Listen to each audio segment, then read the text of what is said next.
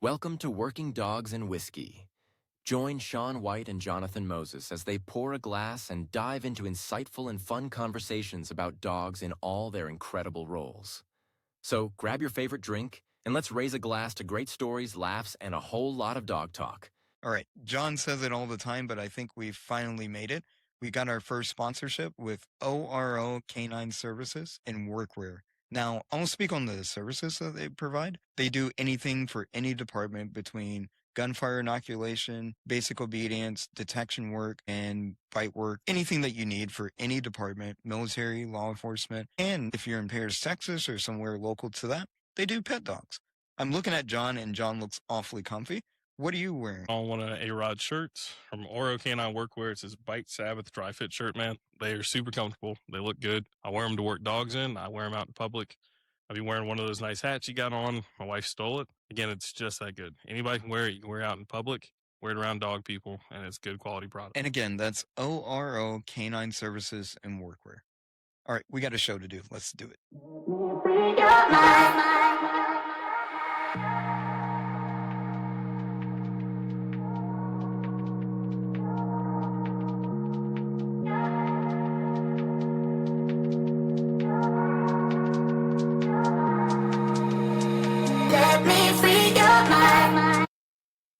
All right, welcome back to another episode of Working Dogs and Whiskey. I'm Sean White, and I'm sitting here with my friend, co-host Jonathan Moses. And we don't have time to ask him how he's doing today because we have a guest. We have Gerald with European Doberman. What's up, brother? Hey, we ain't got the special sound effects. Yeah, we're not. Yeah, we're It's not all as good, fancy man. as you are. I'm glad to be here, brother. Absolutely. No, good we to have you. appreciate you. Yeah. No, Man, we if y'all appreciate missed you. it, we actually we did a live episode on Gerald's show. What was that, about 2 weeks ago, 3 No, weeks me ago? and you did one. Sean Here we go with this. White came late. Yeah, right. Sean missed like 3/4 of the episode. Yeah, God forbid I was trying to help a client and do the right thing. Just trying to support myself, my son. But that's fine. Trying to feed my family over here. On one client. That's how good I am. That's how high the prices are, buddy. That better be Barack Obama's damn kid. One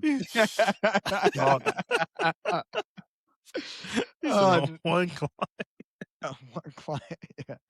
Actually, no, we were out there fighting for our lives. Full disclosure, but oh yeah. Who was that? It was Prudence, the Prudence. German Shepherd, dude, Yeah. and it went to shit. Yeah, we got Prudence was a through tough it. dog. We got through it. Shout out to them. We got through it, but dude, it was wild. I thought it was going to take me like 45 minutes. That's why I told Gerald. Actually, it did. No. 45. We started 45 minutes before our scheduled appointment or for the live. We went another 45 minutes after the live started. So, yeah. No, it was a tough one, but y'all held it down, you know. It was all good. Yeah. Jonathan, what you drinking, man? Man, I got another one of those happy dads, man. Shout out to Happy Dads. Yeah, I said, dude, they're good for the podcast. Roll. I'll tell you what. Yeah, I'm actually having a little glass. Hey, there you go. Cut up a little bit. No. I'm getting my scissor on too. Good old water. Staying hydrated. Amen. Yeah. There's water in here somewhere. That's how it's liquid. Yeah, it has to have water. Yeah, there's some water in there. You're going to sleep good tonight. Ice cubes. Yeah. No, I'm just drinking one. I'm good. Sure. That's how it starts. No, if only you knew. No. Yeah, back in the day. Oh, man. No, but, for real, Gerald, what's been going on with you, man? How you been? You know, man, it's dealing with life. You know, I thrive being uncomfortable, right? Okay. And I've always said, I've adopted this motto that I've heard a while back. So I'm not going to say I trademarked the shit, but I use the hell out of it. I said, you know, being comfortable and comfort is the killer of all ambition. When you're comfortable, everything is not obtainable. You're not going to obtain anything being comfortable. You know who you are. You'll find out who you're really made of when you're uncomfortable, whether it's self-induced or induced by others. You find out who you really are, man, when you are up against the fucking wall. No Yeah. doubt about it. Life's been putting that pressure on you. Yeah, and I'm older now. I'm 55 in about 50 days, so it's not like I'm a huge commodity now like I used to be 20 years ago in regards to work, right? So a company were willing to hire somebody who's 30 years old versus 55 years old and pay them less. Yeah. Right. So I have to be vigilant, but also I gotta be one up. I gotta be extra. I gotta do more. But I'm always like that. I'm an A-type guy. Like when I bodybuild for 4 years, 2 years ago, a lot of people who just want to drop weight and get in shape, reduce their A1C, whatever the shit is called, but when I wanted to get in shape, I wanted to get in shape for the stage. Yeah. So I'm always an extremist, and I'm never satisfied. So, well, even with the dogs, man, like you import the best Dobermans you can find. I try to think I am, you know what I'm saying? I mean, but even still, nothing's guaranteed with these animals, but I am constantly thriving on getting the best shit. That's 100%. Hey, Absolutely. real quick, sorry to interrupt. Let's cover that because we're horrible hosts when it comes to this stuff. Tell us how you got into dogs, what you're doing with dogs now, what's your craft in that capacity, and then we'll expand from there. I got into well, my first wife, who's from Belize, in Belize, you got dingoes and wild ass dogs, and sometimes they mix with coyotes. Who knows? Who cares? But she never wanted to get a dog. She said, I don't want no dogs. And then before I got married, I grew up in a household that my grandmother did not allow us to have animals. She said, I got enough two-legged dogs in the house. Right? So I did my research when my wife at that time was moving out. I said, when she moved out of my crib and moved back into her house, because we both were homeowners, I said, I'm going to get me a dog. And I needed companionship. My father not my father at the time, my father had always had Dobies. Or he had one or two during that time I was going through divorce. And I said, man, that's an ideal dog to have. Short-haired, athletic, loves to go outside, didn't shed a lot. And so my first dog was a Doberman, and I got him from a breeder here in LA. And me not knowing, when you get these dogs, when people are first-time breeders, if they're not being educated, you think you know what you want until you get it. So I got the big, the black, the dark, beautiful Dobie. But he had no fucking drive. I didn't know what that meant, right? So I'm trying to figure out why is all these dogs who've been back-tied acting a fool over this flirt pole, and my boy is like, how you doing? How you doing? How you doing, sir? And you got all these Belgian Malinois, these Dutch Shepherds, these Bull Herders, these Rottweilers, they're all acting, foaming at the mouth, acting crazy. And I'm seeing my boys like, the perfect gentleman. Yeah. See, what Model I know citizen. now, had I known then, he would have been gone 8 months prior.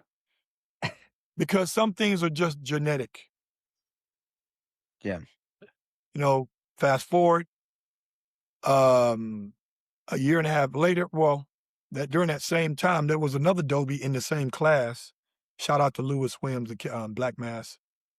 His name was Dr. Bill Relaford. He's a podiatrist. In case you guys don't know what that is out there in the world, that's a foot doctor. Yep. And he was almost a celebrity. He had been on The View. He had watched the Super Bowl at the White House with Barack Obama. Goodness. Dog. and he had a Must dog. been a If you good foot Google, doctor. if you guys Google on YouTube, you Google the name Musa, Musa, the Doberman, Musa the Doberman, I'm looking him up right now. and he was that dog from start to finish. Dr. Bill Rutherford went to federal prison for, what was that for?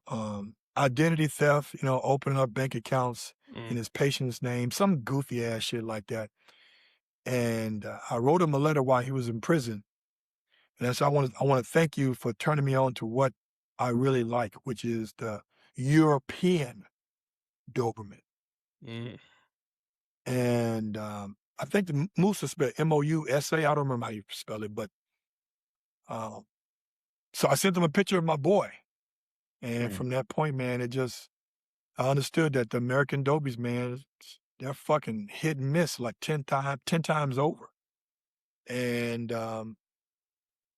I knew that my dog had to be a contributor to the household. And the only way a male dog can be a contributor to the household is about being a stud dog. Yeah.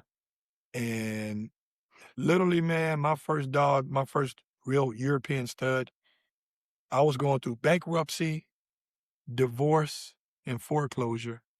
Damn. This boy helped keep the lights on.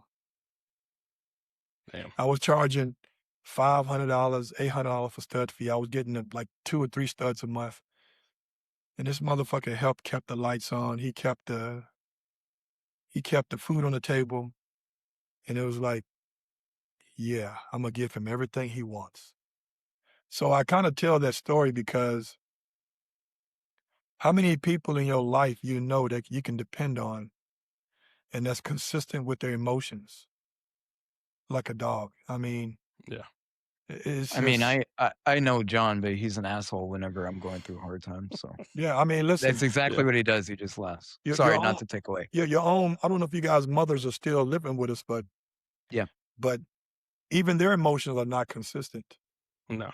See, I know that if I leave for 2 days, 2 hours, 2 weeks, 2 months, hell, 2 years, when I get back to that front door, my boy's tail's like this. Now, when he doesn't do this, I know something physically is wrong with him. That's the Yeah. only reason why he won't do that. Yeah. How Ain't too many- much of the how many- world consistent like a dog. Yeah. How many people our emotions are consistent? Like, not even my own wife emotion. Depending on how she had a day at work, it's going to determine how she is or her response is to me. So if there was going to be a dog that I tattoo on my ass or my back or my chest, it's going to be Alonzo. That was AKA, Alonzo. Okay. Dude, okay, so I know Alonzo. I heard about Alonzo. We have a AKA story about that. Alonzo, Red Bull, King of Darkness out of Hungary. Man, that's what's Man. up. I didn't know it was Alonzo, but that's what's up. Yeah. I didn't know that he was helping you through all that, man. Oh my God, yeah, man. So Yeah. one thing I want to point out what you were talking about, as far as dogs being consistent with emotions, man, that's one thing I appreciate about dogs. Like we always say, "Oh, I love you." I think you mentioned our mothers and stuff like that, and my mom would preach like unconditional love, and I was super disappointed when I started learning about psychology. I was like, everything that humans do is conditional. Like if Yeah. you take a factor away, they will flip on you in a heartbeat. And it could be something extreme, something subtle, whatever the case may be. But with dogs, and I've seen some piss poor training, but I can say that back in the day before I was educated, I've been a part of some compulsive based training, and those dogs were still happy to see us the next day. They're like, all right, let's do it again. Right. And it takes a lot. And that's one thing I've always appreciated. And it's almost to a fault, but that is probably the closest definition to unconditional love that I could fathom in my life from my experiences. I would say I would respectfully disagree to one part of it. So, What's up? like, you're married, right? No, I'm divorced, Okay, but so was when married. when Yeah. you do get married again, and Jonathan's No. married, right? You're married, right, Jonathan? I'm married, yeah. Oh, somebody gonna put it on you, Sean. Where you have to buckle down. So what I'm saying is that your love for her and her love for you is based on conditions. That you don't do this, that you don't do this, that you don't do this, right? But how old's your son right now? My son is 8. In 10 years, let's say in 10 years, your son go out there, and I'm not wishing bad luck. Let's say he go out, he kill a motherfucker intentionally. He shoots Yeah. somebody. Your love ain't gonna change for him no matter who he kills. That's unconditional. Yeah. I guess kids Right? would be the closest thing. Yeah. Sean, you can roll your eyes. If your son go out there and do something horrible, your love for your children will never change, bro. No. No, you're 100% right. Right. So I'm with it. marriages, cousins, that's conditional, based on conditions, Yeah. because your relationship with your wife or your former wife or your girlfriend, it's based on a number of conditions. But family, like I say, my son can go out and fuck somebody up. I'm not changing how I feel about him. Yeah. I'm not Maybe gonna on be in that. a situation, And but the I'm only not reason gonna change. No, the only reason I rolled my eyes or whatever, I wholeheartedly agree. That would be the You know I'm fucking with you, definite right? Come on now. No, no, I'm not agreeing. I'm not one of those to just agree because we're on a public setting. No, I agree. When I was thinking about it, I was like, is there something he could do? Like, I just never thought. I thought about, like, if he were to That- be on some real shit, personal stuff. yeah. I actually was joking. I was talking to one of my friends. She's a mom and all that stuff. We were just talking about our kids, and I was like, "What if he grew up to be a serial killer?" I was like, "What? How would I feel about that?" I was like, "It would take some time." I'm like, "God damn, dude!" But You know what but happened though? I would still, yeah. you would still love him, but you know what Oh happened? yeah, You would question yourself more than his actions. You'd be like, what exactly. the That's what Yeah. I fuck did I concluded. I was like, do? "Yeah, Exactly. what did I miss? What did I encourage? How did I involuntarily, Did I let him get watch here?" Dexter too much with me? I'm like, Yeah, just some Man. weird stuff. yeah. Yeah, Yeah, I don't think people take that perspective enough with their dogs, though. Like, their dog messes up and they go, oh, the dog did something. Or it's the dog's fault. Like, people are too quick to blame the dog. But if they go back and they sit there and think, well, he can't do anything without you, right? He can't even let himself out to use the bathroom. He can't feed himself. So what did I do to get us to this point where he's having this issue or this thing's going on? And it's the same for kids. Like you said, I would go back and blame myself for my son. I'm like, well, I raised him. I raised this dog too. But we're so quick to blame them because I think they're so consistent with those emotions that we just kind of put the blame on 'em. We know we can. They can't say anything about it. And we know they're that's a still big going to point. be happy. You know what Dogman Mike Austin says? He always says, Gerald, don't correct the dog, correct yourself. That's what one of my mentors says. He's always in the beginning when we're training. He's like, "Yeah, don't get mad at him. Get mad at yourself." You know, it's like Yeah. you caused it or you allowed it, whatever the case may be. But that's wholeheartedly true. I mean, like John said, we're quick to blame the dog before we take accountability for ourselves, and that's one thing I mean, for the last probably 7, 8 years that I've been working on as far as dog training. Like, all right, if he's not getting it, if he's confused, if he's doing et cetera, what did I do that told him that's acceptable or that's what I wanted out of the situation? Because, and I'll leave it at this, like one of the best things that I heard is if he knows the difference between I do a behavior and I get rewarded and I do this behavior and I get punished, no dog chooses to be punished. No living organism chooses to be discomfort or live in discomfort. So Mhm. there's got to be some type of miscommunication in between that if they're choosing the latter or something that you don't want. But anyways, that was a long way from how you got into dogs. But so now obviously you're known for Dobermans and everything else. What are you doing inside the Doberman community? Like where have you been at? I'm trying to perpetuate in some degree what the Doberman was actually and originally created for. It's the only breed, still today, that was Yep. genetically created by man and God to be a personal protection dog. Is that Uh, right? Yeah, Yes, that's the only breed. it's the only breed. The rest Okay. of them I mean, start out as so herders, cattle dogs. Like that's it. Yeah, they so can let be me other dogs to personal protect, but this is the only dog, the only breed that was created to be a personal protection dog. let me clarify. I'm not very big. If it's not a German Shepherd or Malinois, like it's kind of outside my wheelhouse. Training Right. pets, I kind of understand. So John, I always send him like any client that I get, they send me a picture of their dog. I forward it to him. I'm like, what does this thing do? What's the background on it? You're right. So If it's not a cheat code, yeah, you're right. exactly. Yeah, I don't care. Hey, let's Yeah. talk about that on here actually, because Yeah, you're not going to embarrass me. on Gerald's episode, we talked a little bit about Malinois and some of your herders being cheat codes and the fact of they're so driven, and those emotions can mask a lot of bad training because they want to get to what they want to get to. They'll kind of hide some poor training skills. What's something you see with the Dobermans that you think makes them harder to train? It's not that they're harder to train. I think that certain things you have to develop on. Like, Malinois, for the most part, genetically are predisposed to having crazy prey drive.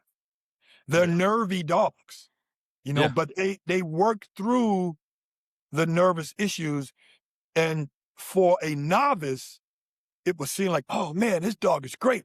But a lot of times the Malinois are like, they're damn near super nervy, but they're doing the work. So people forget that.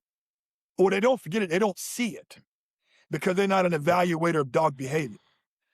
So, but I'm not gonna say a real trainer, There a you go. person who really wants to train a dog is going to develop the things that are not so easily given genetically to other dogs, right? So they're going to develop on the bite work. They're going to develop on the insane prey drive. They're going to develop on the food drive. How do you develop on the food drive? Well, he got to have food drive. So you know what? Don't feed him the night before. Work on it, right? So all these little things you got to develop to a level where it's respectful on the protection field. That's when real work gets in. You know what I'm saying? So that's why I say the Malinois can even make a bad trainer look good. Because they're so driven. yeah. So do you feel like with the Dobermans, like I've got some Malinois I've had, the last two that I've had, I mean, they'll bite, they're food driven at 8-10 weeks old, right? With the Dobermans, when do you see some of that start to kick in? Oh shit, for me, he got to show me that shit just like the Mally, very young. Like Okay. he's got to show me some of those intangibles, man. He's got to show me that he got to show me that you got food drive, attentive, play drive, prey drive, and the willingness to work through obstacles, whether they mental or physical, right? Okay. Yeah. And the most important part for me now, because I know a name for it, is the alacrity of recovery. Like Yeah. how fast can he recover from things that are not common to him? The bottles, the let me show you what I'm talking about. Yeah. Yeah. Go pull them bring it out. on.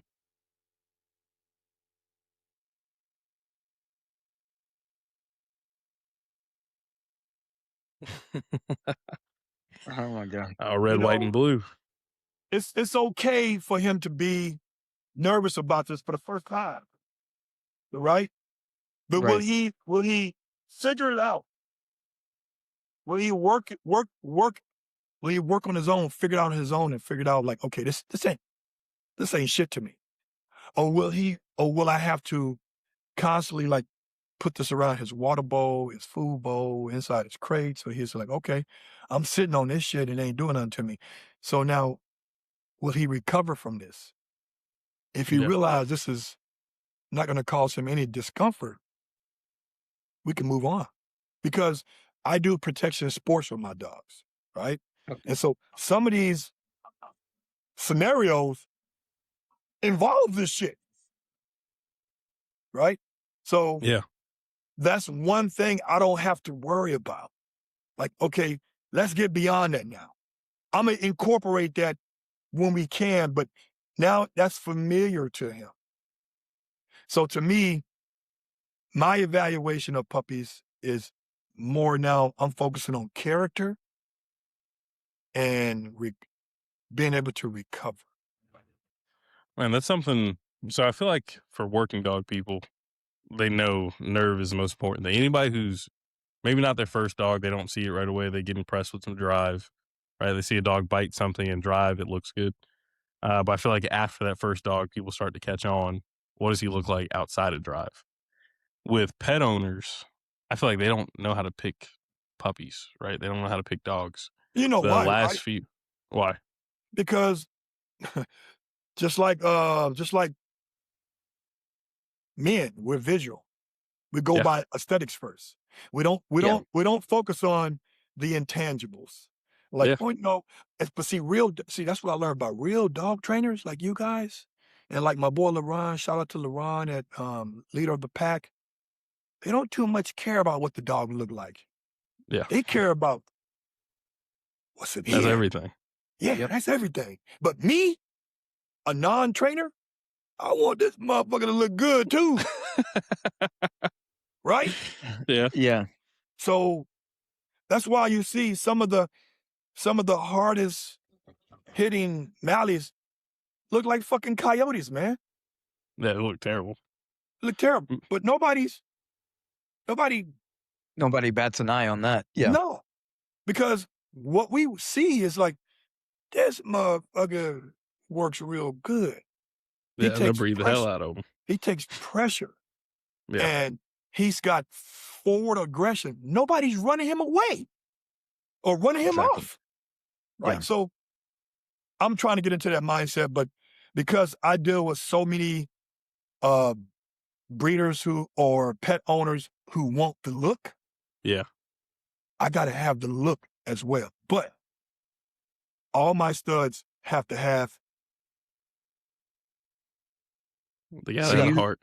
they got So to you have, start at the heart, or I mean, for the studs, at least that part of it has to have it, and then whatever else. I'm just trying to summarize some of this. What I'm hearing, the dogs that you sell for, like, you do pet dogs essentially, like family Dobermans, or no?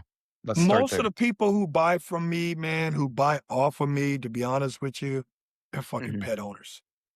Okay, They there's glorify nothing pet wrong owners. with that. Yeah, there's Yeah, nothing yeah. wrong with that. No, You think they want what we have to give. no, that's a lawsuit waiting to happen. Yeah, but they don't really That's a want it. They headache. don't want that smoke. Yeah.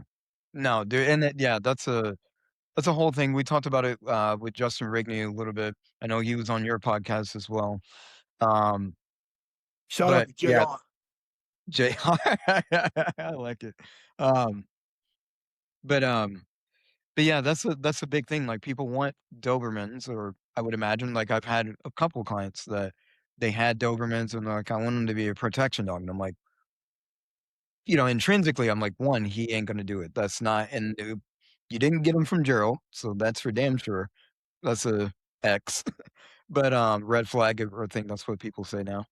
And then the other part too is, I'm like, you don't want the responsibilities of that. Like, it's a hassle. Like, I have a Malinois right now. I know you don't like Malinois. It's okay. I like But Malinois. I'm It's just just like, like, I just threw pretty, that out man. there. I just You threw can't it find a out pretty there. one? I like those dark red ones, man. I mean, you can't find them. No, not that Uh, work. I can send you some pretty ones that don't do Yeah, that shit. don't. Yeah, John had a good one. Yeah, I But, had one. Yeah, got rid of her quick. Yeah, I got rid of it real fast. She's in a good home. Let me Yeah, clarify. she 'Cause is. somebody's gonna clip this shit and be like, "Oh, John gets rid of that dumb shit." Anyways, but getting back to the subject, but yeah, I don't think people they can't handle that. No. Like, what I mean, your strongest Doberman. All right, let's ask this. That's a good question. Do you have Dobermans that have titled Hell and yeah. done what? So I'm Gerald. I'm just being upfront, brother. Yeah. I mean, you know this. You're in the industry. You know it better than I do. I'm gonna call a spade a spade. Right now, Dobermans are on the comeback. I'm seeing more. They're on the comeback. and I'll give it to you. I will give it to you. Some of the best Dobermans I saw working wise was from Alonzo. We were in South Carolina, and the dude showed up. Brother showed up with Dobermans, and they worked. Like John worked them. I think I got to work one, and they worked. And I'm not saying they're there yet, but they're on the comeback. But also, for whatever reason, due to aesthetics and all that stuff, you can speak more about this when I'm done ranting. But you know, they kind of got diluted a little bit, and or a lot. So they don't have the best reputation in the sport. But if you want to, rather talk about like what you got going on as far as the actual working side of it. Well, all of my I don't know if you guys went to college. You guys went to college? A little bit. A little bit. Yeah. Nope. Okay. I mean, I went online but I never. Yeah. So I grew up in a city, in a state where you got three options as a young man. You can go to the military, which what I know now, had I known now what I know then, I would have did ROTC in college for 4 years. And then when I get out, I would have been an officer, and the military takes care of their people.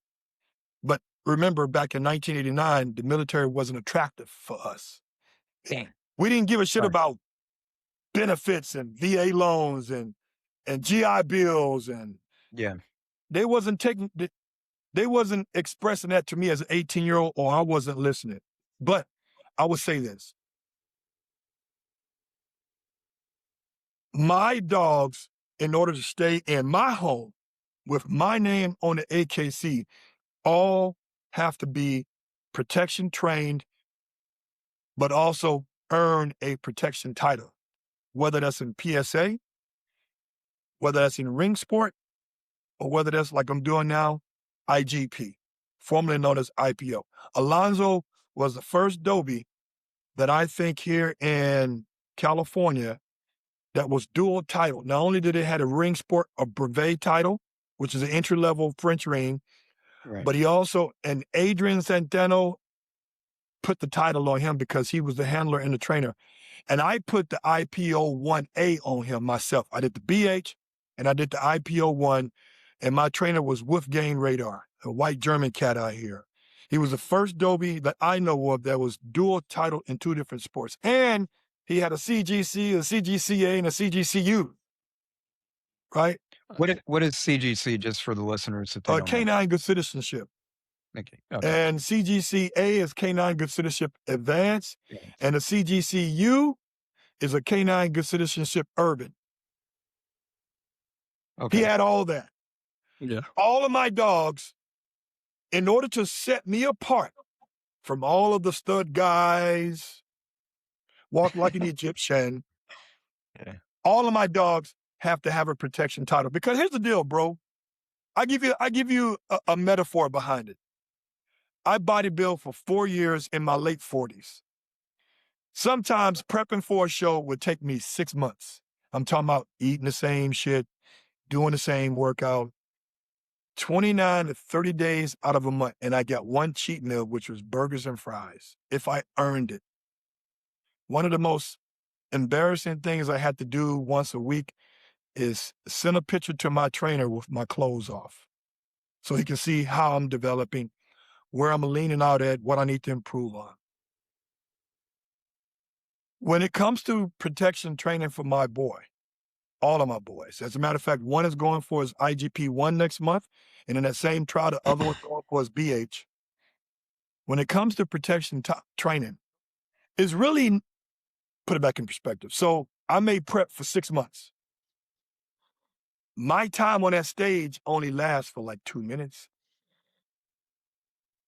Yeah. Okay. So when it comes to my boys getting title, it's not the actual title. That's the candles and the icings on the cake.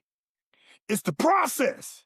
During that process, I'm going to find out, do I have a real dog? Because the trainer I deal with, shout out to Al, he applies applicable pressure on a dog. Everybody knows that Al is tough on dogs. So if my dogs come out of his training, I got a good dog. So that means you, everybody can get in front of my dog with or without equipment. And he's about that action. And you can bring a Nerf ball back. You can bring a cane. You can bring anything. He ain't going to fucking retreat unless he is severely injured. And I'm not going to let you injure my dog. So during that protection training process, I find out what my boys are all made of. And I'm going to tell you right now, few people, a lot of people, I'm not going to say a lot, but the people that have seen my boys train, especially while we getting dialed in for next month, them motherfuckers hit me like, yo, man, you got some real shit. And they don't see that in Dobermans a lot. Don't. Exactly. Yeah. Man, I saw a post up. I don't know if you helped get the dog here or what it was. It was a guy just got a new dog. I forget his name. It was like Havana or something like that. Or it was a dog you just shared the Instagram post. I know. I saw you Right tagged now? in it. Yeah. Like Oh, recently. yeah, that's my new puppy coming. Okay. I Yeah, just saw he got over here, right? You just so imported him? his name is gonna be Vandal Renewal on Okay. pedigree because the breeder is called Renewal Dobermans. This guy had one of the world champions 20 years ago, so he's got good stuff. But I'm gonna name him Francis. I like that name, right? Yeah. He hasn't came over here yet. He'll be here next month on the 20th or 23rd. You got to get his ears cropped. But if you notice, I just gave away a dog named Gaston. Yeah, we were talking about Gaston on your show. What happened with Gaston? And come on, man. It's just the recovery ain't there, bro. He's got a problem. He got a problem with the water bottles with rocks in them. I mean, he got a problem jumping 2 feet in the air on a trailer. And when he gets up there, he's like, okay. Those things, bro. And listen, I kept him 5 months too long because he'll be a year next month. Yeah. These things come out 5, 6 months. You see this. I just gave him a chance. So you know what? Let me just work with him. Yeah. So I was like, you know what? He had a problem me putting him in the box. You know, I have a box where because when I put him in a down position, he wants to start leaning over and turn to his side. But the box, let me show you you know what the box is? Yeah, 3-sided box, like position box. The position box, it gets him where he can't do all that leaning. He got to come straight to me, right in front of me. He had a problem with the box, bro. He was like, this box is going to hurt me. I was like, yeah, he's done. He's scarred. Yeah. He's scarred. Because we tried to do some stuff 5 days later. I'm thinking he recovered.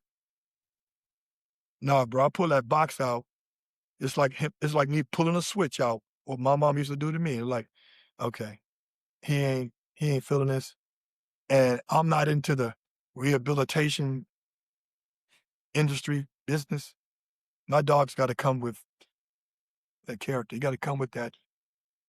Yeah, and sorry to interrupt, but I think you kind of spoke on it. I watched the last live that you did, or that I caught, with Chris Alter. Altier, yeah. Good dude. Altier. Okay. Yeah, I knew I was going to butcher that. But like we were talking, he was referring to like recovery, like how many dogs he's watched because of that. Like, hey, you're out, like taking them out. And I think that's in some ways, looking at it as a glass half full, it's like, no, I don't place my dogs in situations where they're not going to be successful. So like Gaston, in that point, there's no need to force them. Like, you know what that's going to look like. It's going to be copious amount of pressure involved, or in things that are going to make him extremely discomfort or feeling, bad about it before he's going to feel confident. And it's like, for what? To get a title and stuff and force something on him that he wasn't meant to be. So it's like, no, we tried some things that we thought could work, and he didn't see the other side of it in a reasonable amount of time, dude, move on. Yeah, You and you know? know what? And I'm not saying he's not a great pet. I'm sure he's going to be a great pet. He may be No, a yeah, a good personal protection dog. I didn't have the time to develop that. That's why I gave him to a friend of mine with total transparency, Zenith K9. She knew. See, she has patience. She can deal with that. She can make him a great dog because personal protection is really just 6 feet and closer. You sending your dog out on somebody, you go to jail for that. You know what I'm saying? Yeah. yeah. So for me, it was a thing that he's a good dog. He's got some good qualities about him, beautiful as hell. He's good with people, no environmental issue when it comes to people or strangers. And just, I don't have time to develop on that. Yeah. And Man, that's completely fine. Like knowing that you don't have time for it. Like, I mean, I do the same thing with the agency that I work with. Like, we train dogs, and there's one we got right now. He's on the cusp. Gunfire's getting him left and right. Yep. And, I'm like, I, the people that I answer to, like the evaluation section and all that, and they were asking me, they were like, hey, how do you feel about this dog? And I was like, I think he is salvageable. Like, he's capable of making it. Now, the real answer is I don't know that I can dedicate the time and the repetitions that he needs for that. And this may not be for him. He's going to be a great dog, and whatever it is that God genetically engineered him to be, whether it's dog diving, whether it's couch surfing, Yeah, you and can just do being all a that. pet. That's cute. Yeah. Yeah, I yeah. don't know what it looks like. I might be able to save him potentially, but there's another side of it where I'm telling you I'll give him 3 solid weeks of getting after it, nothing crazy aversive. I'm blessed with a lot of, I say patience, but I think it's more understanding because I'm Yeah. not a very patient person. Going back to childhood, like I'm very people say I'm super patient with my son. I'm like, no, I understand. And it's not that I hate my father or anything, but he was pretty forceful about some things. And I just wasn't that child. Like I wasn't my older brother. My older brother probably needed it. But me, he could just tell me like, you suck. And I'd be like, all right, dude, I'd be damn near in tears. I have an understanding of where my son is emotionally. That's it. But it's not so much that I have patience. But now getting back to the whole thing, man, not trying to force that square or that circle and square or whatever, however that saying goes. Man, Yeah. you also you touched on another good topic I want to hit on too. I just had a guy hit me up yesterday night. And he's like, "Hey man, I got this dog. I want protection training. Can you teach him to bite? Can you teach him to do this? I need him to protect my kids." Right? It's so easy, right? Man, yeah, I sit there and like I don't even. There was a point when I first got into it. I was like, "Oh yeah, you put this much work." Like owners, one, there's not enough understanding. Like Sean was saying, they don't understand their dogs enough. They don't know where they're coming from. But then two, what I told him, I said, "Man, if you really want something like that, I'll teach him to walk to the end of the leash and bark, because nobody who's trying to rob you or hurt you is going to know anything different." I said, he could be barking because we taught him he's going to get a treat for it.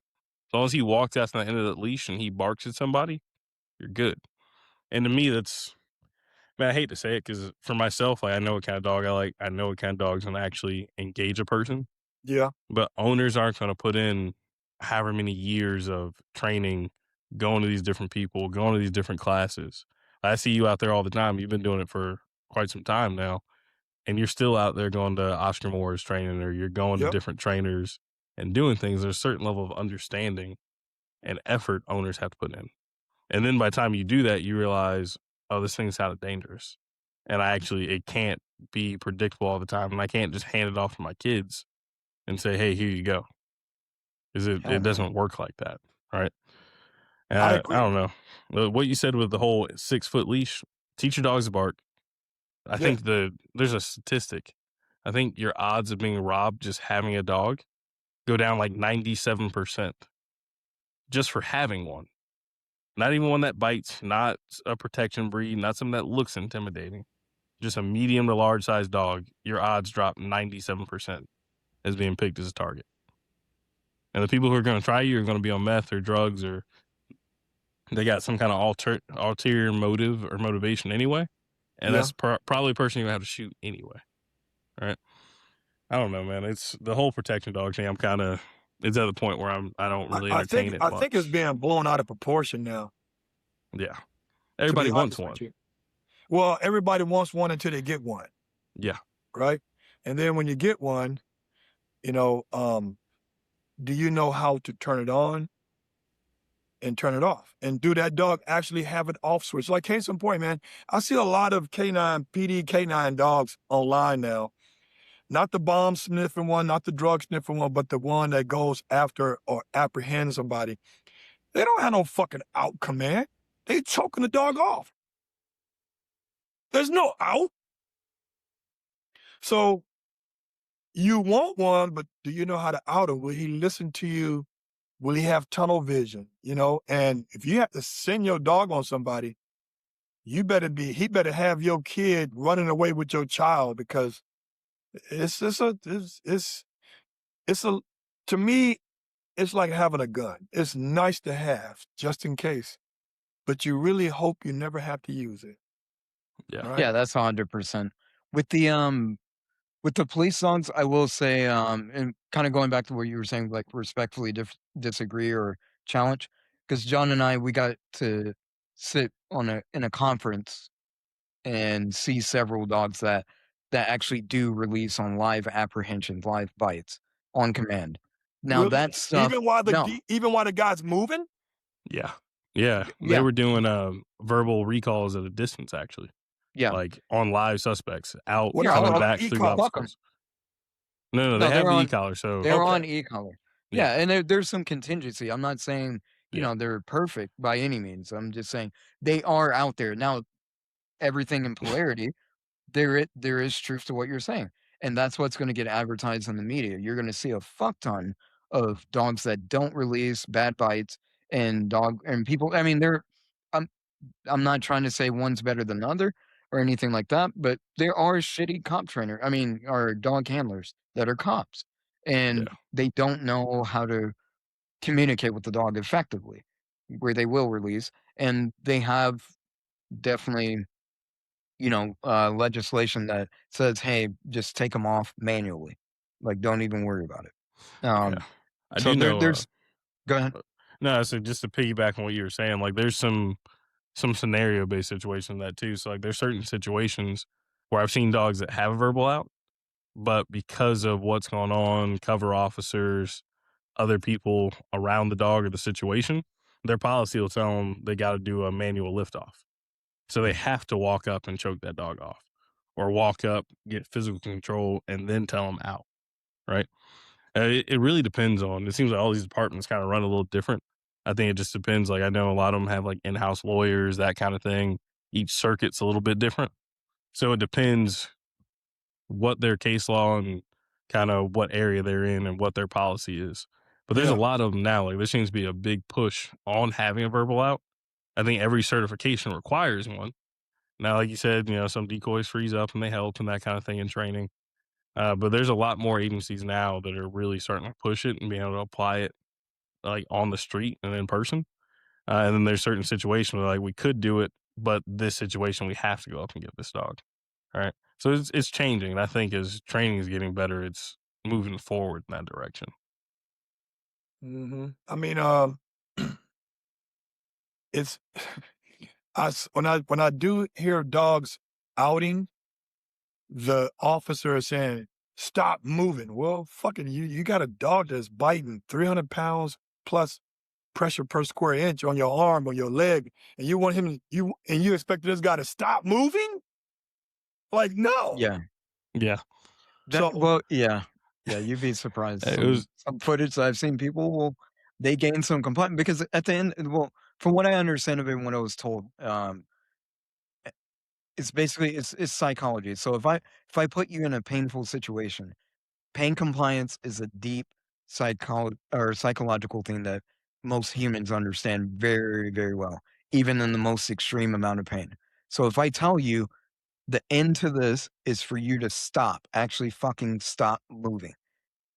You will wiggle, you will move around and do stuff most likely up until you realize that this pain is not going anywhere, and me doing that is ineffective. Almost like pressure training with dogs. A dog that gator rolls in his collar, that's great.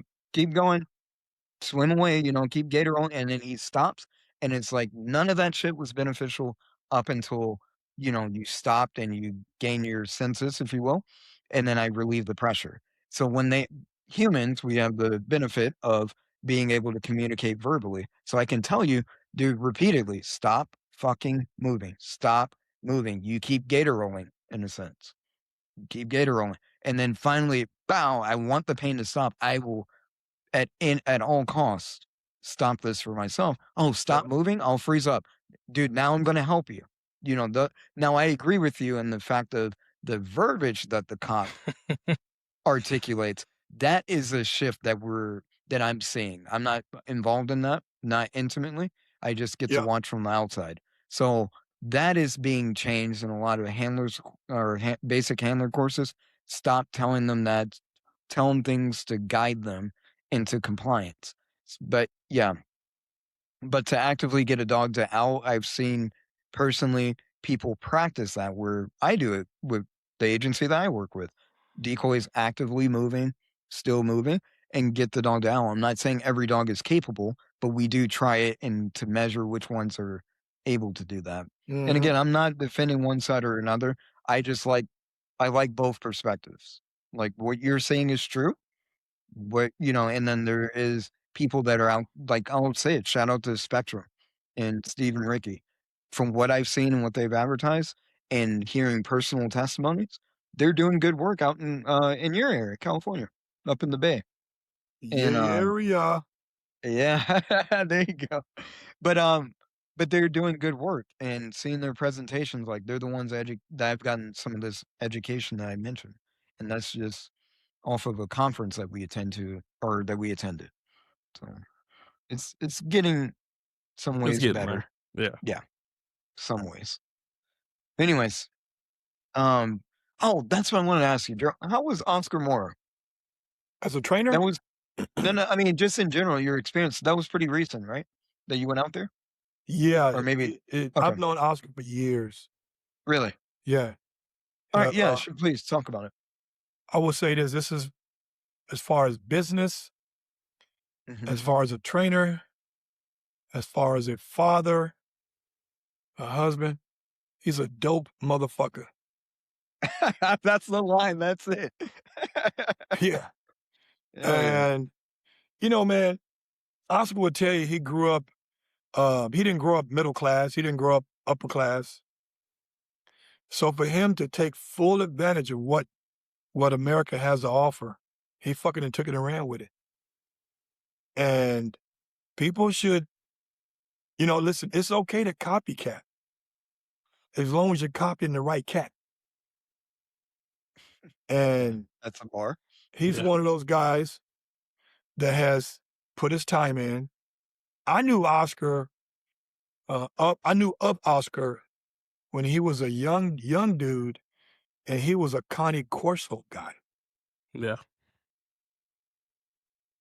So I respect him. I love what he's exhuming out there on the internet and to people. I think people need to really pick his brain, because what we're finding out now is that mentorship is dead. And there's no mentor. Everybody's learning shit online. And what the shit you're learning may not be what you need in totality. You need to have that hands-on experience. You need to have that teacher, mentor, mentee experience. And one of the guys, if a couple, but one of the guys that was under his tree of tutelage was Christian. Christian is a bad motherfucker.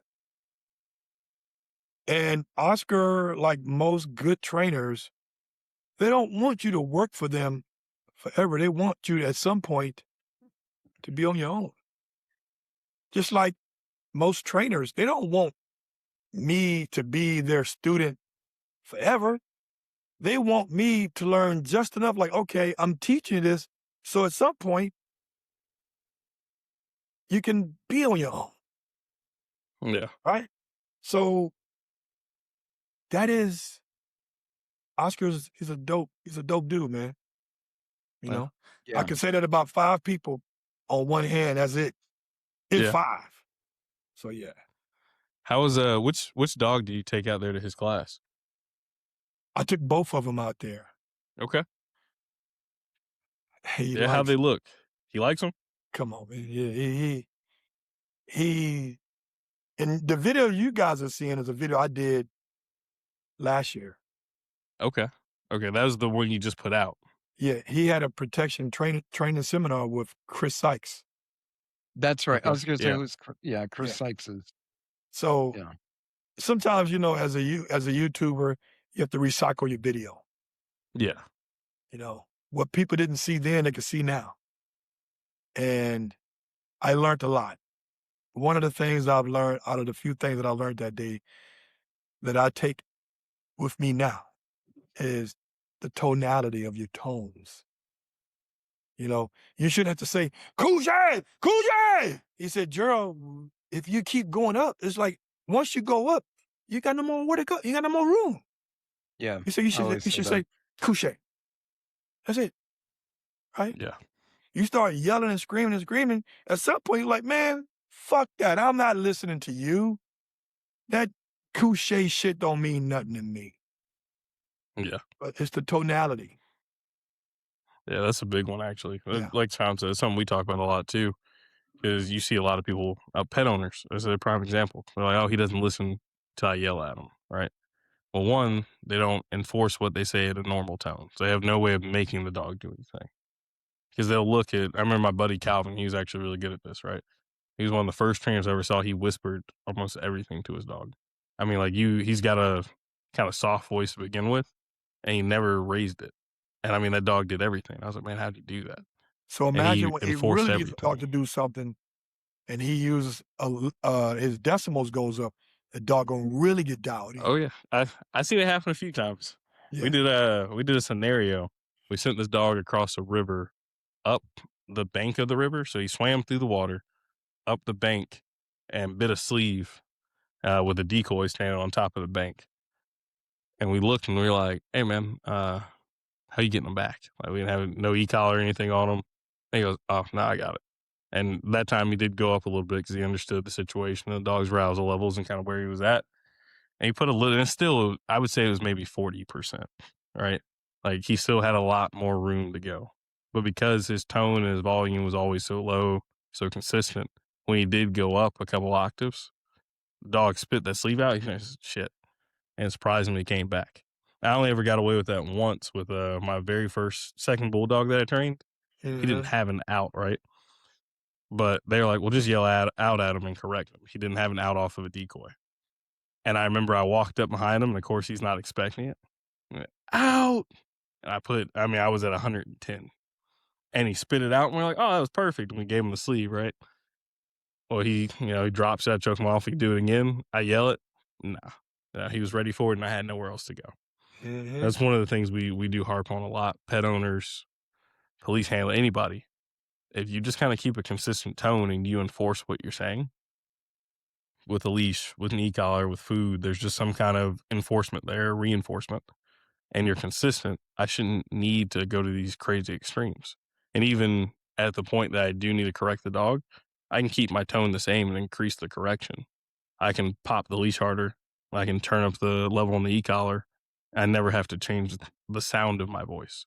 Now, again, there's scenarios where a dog gets off leash and I got nothing else to fall on. Yeah, I'm going to get loud. I'm going to make it count Yeah. after I tried it the original way first, right? But yeah, you got to have somewhere to go. Yeah, going back to what John was saying about like tone, I always tell people I'm like reserve that for exactly where you were talking about for emergency situations. So basically, hey, my dog typically will not hear me yell unless it is something emergent, and for that shock value that you have with the bulldog, whatever, the Yeah. first time you got him, you're like, It was Reacher. Yeah. oh, for Reacher? Okay, I know Yeah. Reacher. Yeah, so for Reacher, but it's just a shock value, and it's kind of like, "Oh, what was that?" Like, I've never heard that before. You get that, like, once, maybe twice in your life, before they become numb to it, unless there's something that obviously a consequence or of some sort that follows it, whether good or bad, food or correction, however that may look. But if there's nothing that follows it, then yeah, you got about maybe 2, depending on the dog. But you'll get them once, on the initial, and you can yell at them, and they'll be like, "I've never heard that one before." And same thing with kids. Like, I don't yell at my son almost, I mean, very seldom. Like, he's ever heard me actually yell at him. But if it's for something that I need him to, he's crossing the street, car's coming, shot, really, really high decibel, then he knows to react. So he's like, oh, he means it. So Man, Gerald, I say we're coming up on that hour mark, but just want to touch on a little bit. So I know you got your breedings going on, you got your stud dogs coming out. What litters you got coming? Anything good coming up Oh, where man. people can reach you with some dogs?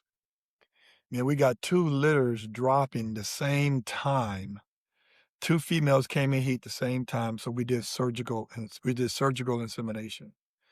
One with a female named Hollywood. She looks and act like a male dog. The height, the size, the temperament, and the other ones are repeat breeding from Gaston's mom. Okay. So, and some of those puppies came out of that litter with fire. Like Flex Wheeler has one named Zeus, and that dog is totally an apex predator. So I got that going. My boy LaRon, at leader of the pack, as soon as Hellfire and Zara comes in heat, we breeding their ass too, because they're all about that smoke. Oh yeah. So these females work too, not just the studs. Oh, absolutely. Okay, so you got both sides of the house where they gotta have it. Yeah, the people who I'm breeding to, they work their females. Okay, nice. Oh, Nice. yeah. All right, when are those litters dropping? If people want to get with you on So that Sparkles? litter is with Cold War Dobermans, and that litter should drop maybe mid-August, which is next month. Mid-August, okay. Get with Cold War Dobermans. They own Instagram, they own Facebook, they own TikTok. Hit up Curtis, get on the list. No deposit required to get on the list. So, Okay. yeah. All right, but what studs are yours did you use on those 2? That one I used Titus on both because he was readily available. So he kicked out enough bottles, enough tubes to probably impregnate 4 females. So, but there's only 2 available to breed. So yeah, we did surgical on both of them. Okay. Titus was ready. You wouldn't play. Yeah. I got him on ice too. I got about 40 breedings with him on ice. I got 40 breedings with Cisco on ice, and about 20, 30 breedings with my Roddy on ice. Yeah. Okay. Oh, you've been breeding the Roddy? I bred him once. Okay, how'd that turn out? Yeah, some nice puppies. I mean, it's hard to find good female Roddies, but she was one. I'm sure whoever got kids out there by my boy, Brutus is, check him out. He's on Instagram. He's on YouTube. Okay. He loves to swim. He's a good dog. He got a BH. So, All right, bet. And what's your socials, man? I mean, people want to reach you, just see some of your stuff, see some of your dogs. So if you want to catch me on Instagram, just type in European Doberman Stud. TikTok, European Doberman Stud. Facebook, European Doberman Stud. YouTube, let me take a guess. World Doberman Club. YouTube again, Nice. All World Doberman Club. And my website, EuropeanDobermanStud.com. But if you Google Gerald the Doberman Dogfather on YouTube, I'm going to pop up somewhere. Gerald the Doberman Dogfather, man. Yeah, so you're putting out the best ones. You're bringing them back. Yeah, what kind of content are you posting on those platforms? Like, what are people going to see? YouTube, I'm posting up episodes, long format, but I'm also posting short reels. I'm doing live. I do podcasts. I got one tomorrow with a guy named Justin from Bella Trick K9. He's a brother out of Canada, eh? Right? So he gonna be on there. He's a Doberman guy and he's a trainer too. Okay. Right on. And then I'm interviewing Brandon from Chicago. We're going to talk about some good stuff. That's Friday. So, you know, we put it So up. for your lives, there's somewhere people can go and watch them and go back and watch them, or you just kind of put the clips Yeah, up? you can go back and watch. Go to my YouTube channel, All World Doberman Club. Go to playlists. Look for live videos, the live ones. I got a thing I drop every week, every Wednesday. It's called Rise and Guard. And you know Club Shay Shay, right? Yeah. Yeah. Okay. Shannon Sharp has a spinoff called Nightcap. Yeah. Right. Nightcap is where he talks about one subject for 20, 30 minutes. Well, my Rise and Guard is similar to that. It's one subject for 20 minutes. We don't deviate Okay. other topics, just that one topic. And that drops every Wednesday. Those are pre-recorded. Okay. Okay. Gotcha. All right, but it's dope. So you're going to see a little bit of everything on YouTube and then catch you on all your socials. My grandmother told me 30 years ago, she said, Gerald, you should have been the Fresh Prince of Bel-Air. So now I'm living vicariously through that statement. So it's what it is. Hey, There you go. live your truth, man. All right. Let's go ahead and wrap it up. Gerald, thanks for being on, man. I know you're extremely busy. You got a lot going on. We were talking about pre-recording, what you actually do. You got your hands on a lot of pots, which is good, not just dogs, and you're doing it. So, When is this? hey, let's see. We probably, 2 this will weeks? probably drop around, a week or two. Yeah. Yeah. Yeah, we put them Collab, out about tag week, me, 2 weeks. Oh, we everything. got, Oh, absolutely. Yeah, we got you. we got you on You'll that. be able to. We'll invite you. Like we'll tag you on it, where you'll be able to post all of them to your page too, man. Yeah. We got you. But no, seriously appreciate it. If you want a good Doberman, reach out. No, I'm The only serious. good Dobermans, yeah, for real. You want Doberman that actually does something. Yeah, that's worth a damn. Yeah, I'm telling you, they're few and far between, but yours are consistent. Yeah. Appreciate it, my man. All right, brother. We appreciate it. That'll do it for another episode of Working Dogs and Whiskey. All right. Take care. Free your mind.